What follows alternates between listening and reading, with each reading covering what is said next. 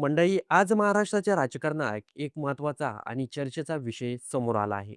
प्रहार जनशक्ती पक्षाचे अध्यक्ष आणि माजी राज्यमंत्री बच्चू कडू यांनी अखेर उपमुख्यमंत्री एकनाथ शिंदे यांच्या नेतृत्वाखालील शिवसेनेत प्रवेश करण्याचा निर्णय जाहीर केला आहे.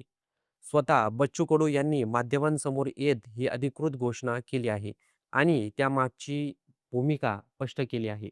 कडू यांनी सांगितलं की एकनाथ शिंदे यांचं नेतृत्व हे केवळ राजकारणापुरतं मर्यादित नसून ते सेवाभावी आहे.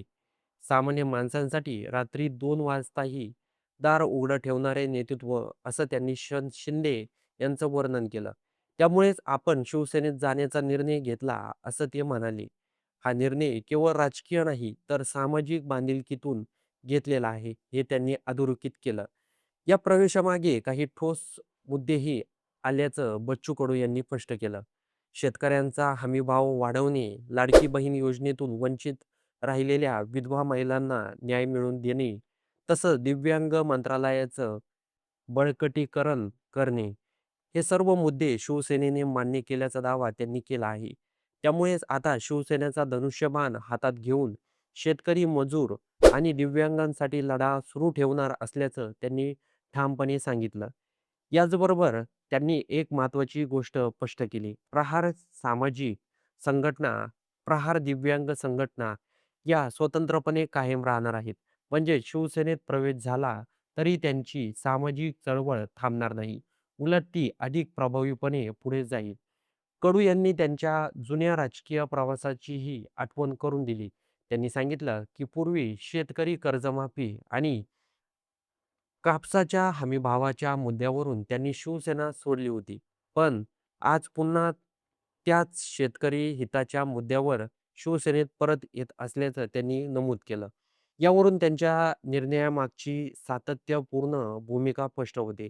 पदाच्या राजकारणावरही त्यांनी थेट भाष्य केलं.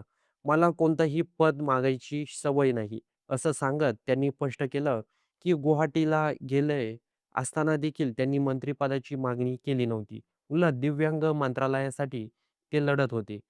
विधान परिषदेसंदर्भात सुरू असलेल्या चर्चांनाही त्यांनी फेटाळून लावलं आणि माध्यमांवर हलक्या-फुलक्या शब्दात भाष्य केलं. शेवटी त्यांनी एक भावनिक मुद्दा मांडला.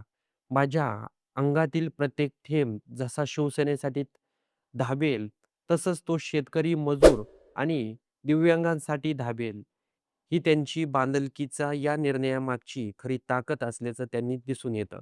एकंदरीत पाहिलं तर बच्चू कडू यांचा शिवसेनेत प्रवेश हा केवळ पक्षांतर नाही, तर सामाजिक आणि राजकीय समीकरणांमध्ये बदल घडवणारा निर्णय ठरू शकतो. आता आगामी काळात ते शिवसेनेची ताकद किती वाढवतात आणि त्यांच्या मांडलेल्या मुद्द्यावर किती परिणामकारक काम होतं, हे पाहणं महत्त्वाचं ठरणार आहे. तुमच्या मते बच्चू कडू यांची ही भूमिका योग्य आहे का? हे कमेंट बॉक्समध्ये सांगायला विसरू नका आणि व्हिडिओ आवडला असेल तर सर्वात आधी चॅनलला सबस्क्राईब देखील नक्की करून जा.